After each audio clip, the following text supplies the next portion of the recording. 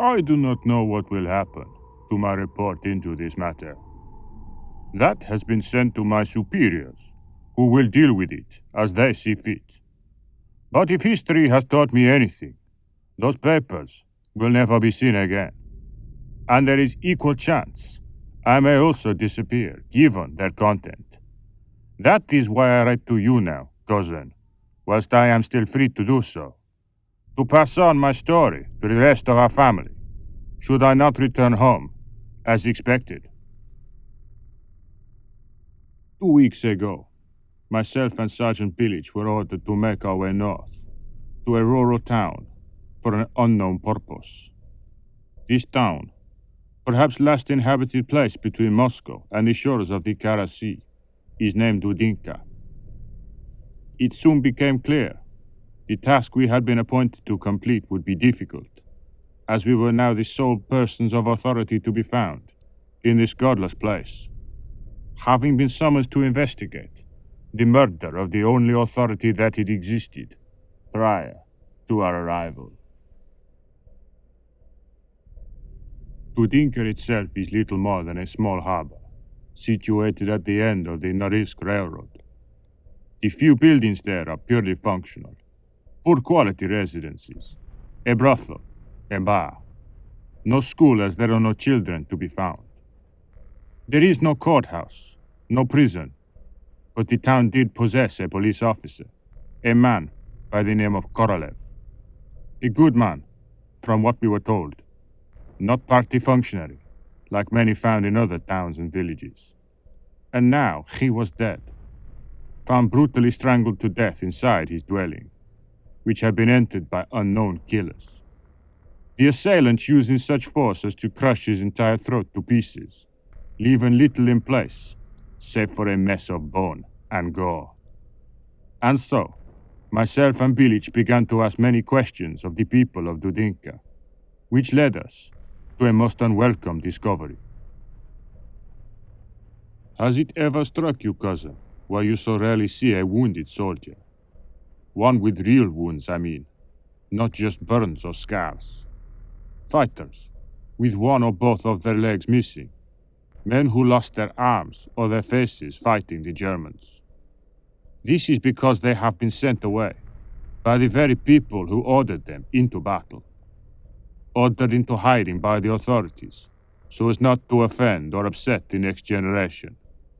Sent to faraway regions such as the Kara Sea, well away from the cities of the south, where they live out their days in the freezing cold, forgotten by the people they fought to defend.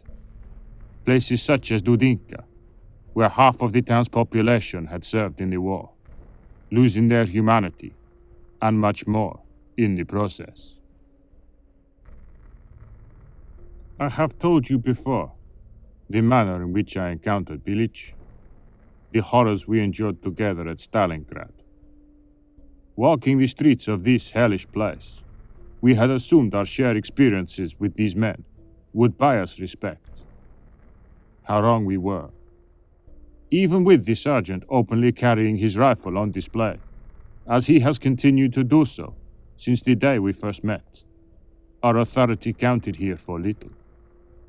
We were looked upon with a mixture of fear and resentment, possibly because we were part of the government that had sent these people away, or perhaps because we carry our scars on the inside, as opposed to the outside.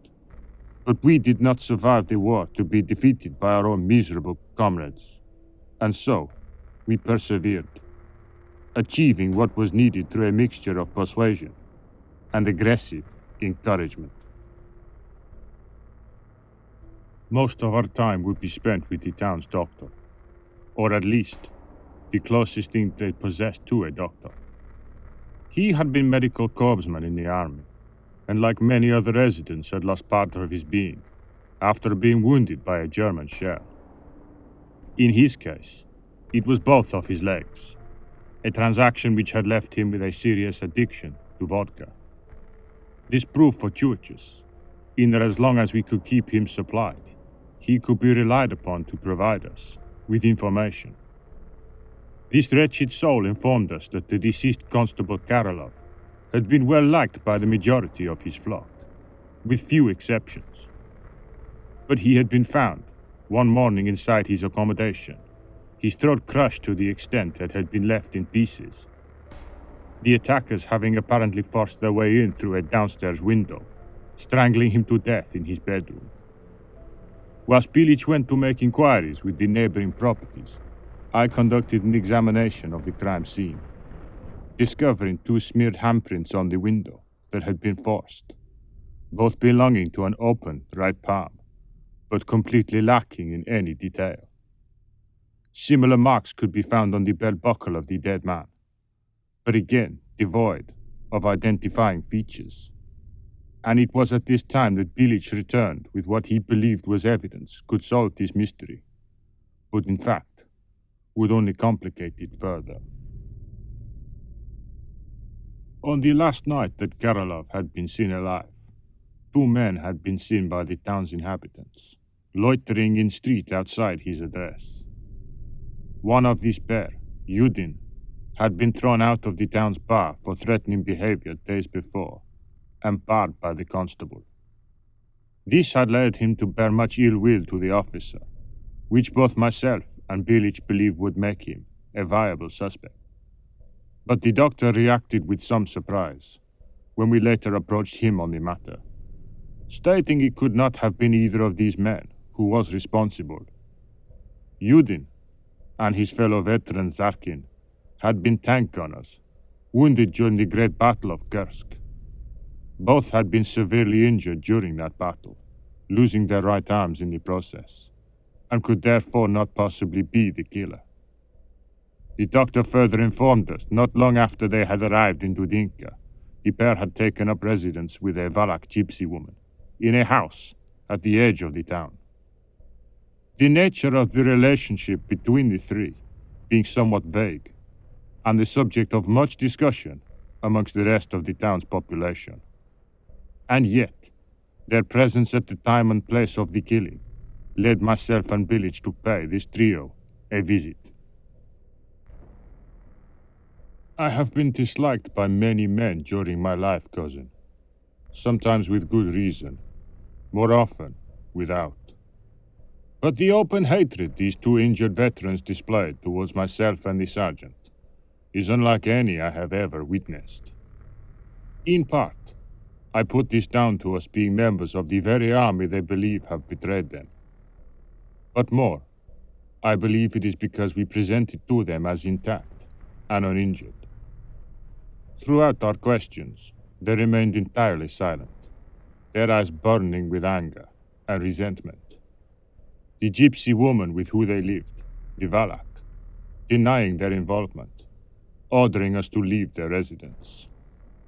In truth, it was encounter that achieved very little, other than to confirm this pair hated anyone in authority. We did not know it at the time, but it would in fact be the catalyst for the end of our investigation. That evening, I was lying in bed when I was awoken by a loud banging at the door to the residence in which I was staying. The sergeant awaited me, rifle at the ready, to inform me there had been yet another murder, right underneath our noses. This time, it was the doctor, lying dead on the ground beside his toppled wheelchair, a bottle of empty vodka nearby. His face, bloodied and scratched by the hands of his attackers, his throat and windpipe crushed in a manner similar to that of the dead lawman. This time, there was no sign his attackers had accessed his premises. Only hand marks on the exterior of the window to the room in which he had found, which matched those found at the scene of the constable's death. Our inquiries were short and fruitful. Only one other incident of note had occurred in the town that evening, an attempt by Udin and Zarkin to once again enter the bar in the wake of the constable's death, only to again be refused, the doctor having been present at that time, arguing strongly against their entry with the proprietor, much to their anger. Evidence enough, in both mine and Bilic's opinion, to detain the 2, if only for causing a public disturbance, even if the evidence at the crime scene did not support charges of murder. What happened next, I still cannot fully describe. We made our way to their address and forced entry to get inside. Almost immediately, the Valak woman began to chant some curse or incantation, the two wounded gunners raising the stumps of their absent arms towards us. Straight away, I felt a crushing sensation to my throat, as if an unseen hand was restricting it in a vice-like grip. Beside me, I could see Bilic succumbing to the same force, his hands clutching at indentations in his throat, despite nothing being visible to cause them. And before us, the two of them stood, the veins and tendons on their stumped arms flexing and moving, as if it were indeed them doing the strangling, even though they lacked the forearm or the hand with which to achieve this. Their faces sweating with the effort, their free arms counterbalancing, as the chanting of their Valak woman became faster and louder. The next sound was a gunshot, loud and echoing, as the round from the sergeant's Stocker found the gypsy woman. Her death, immediately ceasing the pressure on our throats, the arms of the two men before us lowering in failure and frustration, before the bullets from our weapons ended their sad and hateful existences. Their bodies, and that of the woman, have already been sent by rail to the barracks in Norilsk. I do not know if the two men were a vessel for the hatred of this woman, or her, a conduit for theirs. Regardless, they were able to commit murders using a power that should not exist. And it is my hope no other person will ever be allowed to possess. Our work here now is done, and so we too return home to our masters.